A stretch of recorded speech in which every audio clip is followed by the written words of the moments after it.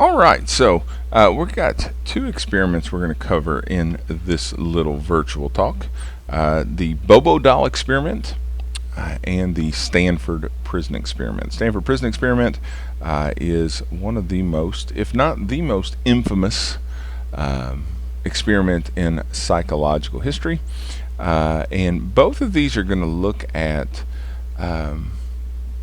why we act the way we act in certain situations. So the very first one is what's called the Bobo doll experiment. It was performed by a fellow named Albert Bandura.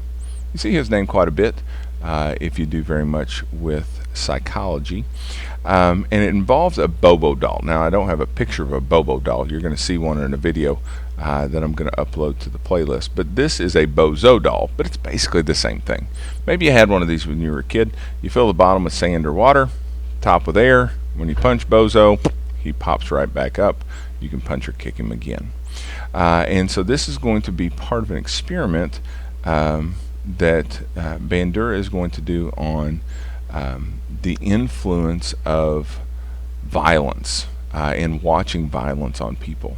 He does this in the 70s. Kind of the conventional wisdom was that watching other people be violent on television or in movies was a cathartic experience for people. That it was an emotional release to see other people doing that. Bandura kind of wondered if that was true or not, and so he designs this Bobo doll experiment to see if that's the case. I think probably if you sit back and think about it, most of us would be like, yeah, that doesn't make a whole lot of sense, right? Because when you watch a Rocky movie or you watch Hoosiers, right, you don't you kind of get fired up by that. You want to go run up a mountain and box a big Russian, or go shoot hoops in the driveway like Jimmy Chitwood. And so to figure out how to do this experiment, Bandura is going to set up children in a scenario. And what's going to happen is the children are going to be brought in for the study, and they sit down and they show them a video.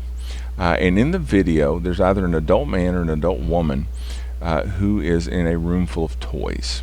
And while they're in that room full of toys, they are doing one of two things. In the control group, they are interacting very nicely with the toys. They ignore the Bobo doll entirely, and they just play for 4 or 5 minutes. And then they turn off the video and they let the child go into the room and observe how they play. Well, that's the control group. The experimental group, what they see is they see an adult who is beating on the Bobo doll, using like phrases like whammo and pow as they hit the doll. They watch this again for 4 or 5 minutes, and then they are released into the room to play. And Bandura wanted to see what would happen. Were the people who had observed this violence, would that be cathartic and so they wouldn't be violent, or would it have another effect? Here are just some screenshots.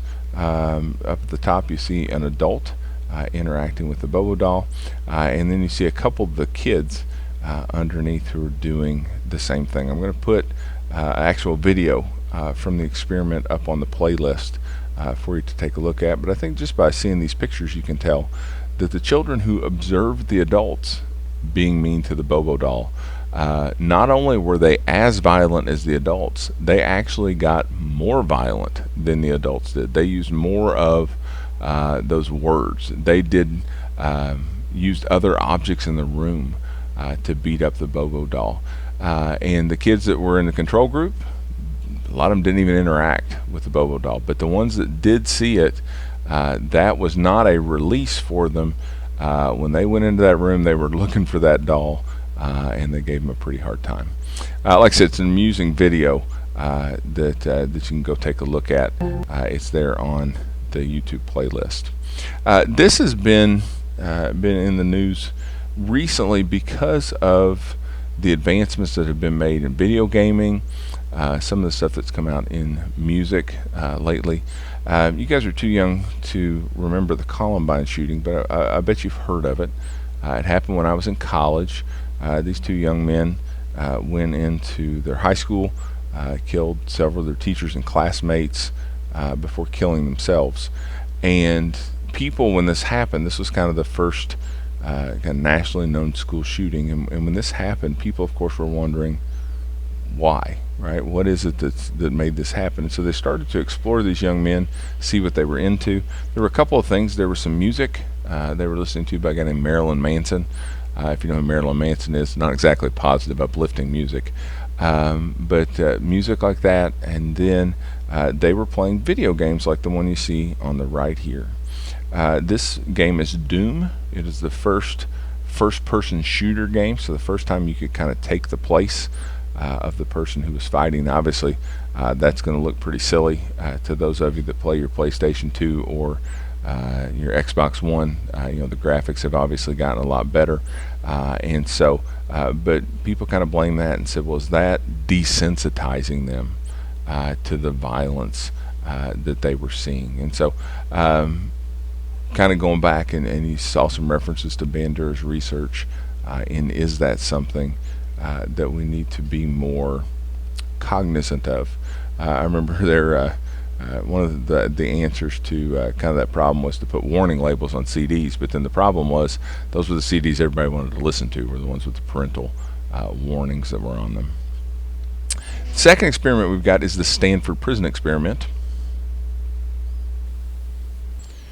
The Stanford prison experiment was conducted in the late 60s, early 70s by a guy named Philip Zimbardo. You're going to see a video of him on the playlist, and then a TED Talk with Dr. Zimbardo that's there. It happens at Stanford University out in California, and he wanted to do a study of prison life.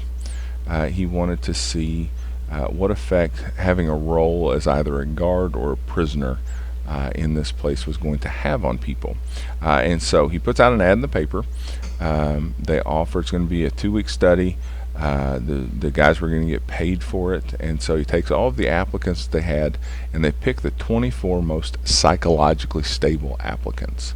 And that's really important because when you on the playlist here watch the videos, that's something to keep in mind, is these are the most psychologically stable people that volunteered. They all tested out just fine. So they're going to be given 2 roles. You can see there in the page, you've got the prisoners are given smocks with numbers on them. The guards are given the cool aviator sunglasses, the khaki shirts, and they are told to keep order in the prison. Now, one of the things that's going to be controversial here is Zimbardo himself is going to be the warden of the prison. So you've got the experimenter stepping into the experiment, which is usually not a very good idea. And he, in the TED Talk, he tells a story about how he was finally convinced to give up the experiment, and it's kind of amusing. I encourage you to listen to that one and see what's happening there. This is the hallway. They actually tried to get the jail, and the jail said no, the insurance wouldn't let them do it. So they're going to take this hallway and they're going to set it up as a mock prison. Now this hallway, this is the real hallway. I actually had a student that went out and visited Stanford University, came back and gave me this picture of it. But they took the doors down, put doors up with bars. But it's not going to look like a prison, right? You're going to know you're in the psychology building. They've just made it look that way. And so when they set this up, just kind of sat back and wondered what was happening.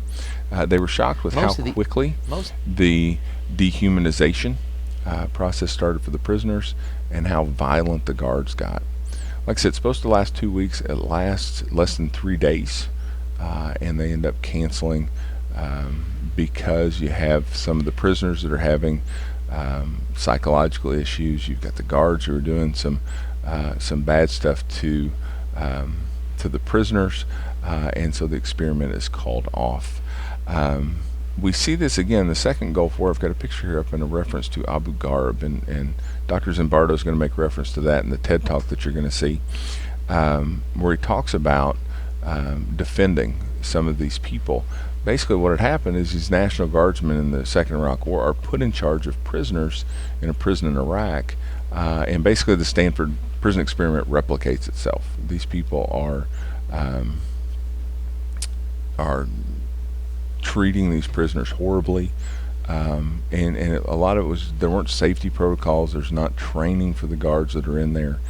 And the conclusion that Zimbardo draws is it's not that people are necessarily good or bad. It's the roles that they're put into. It's the power that they have that can cause some of this behavior to happen. Things that we would never think that we would do, being what's going on in some of these places. So it's interesting to see. Like I said, I'm going to post a video of that one. I encourage you to take a look, and then I've got a TED Talk there that's going to be happening as well. I think you'll be shocked as you watch the video with everything that goes on in both places.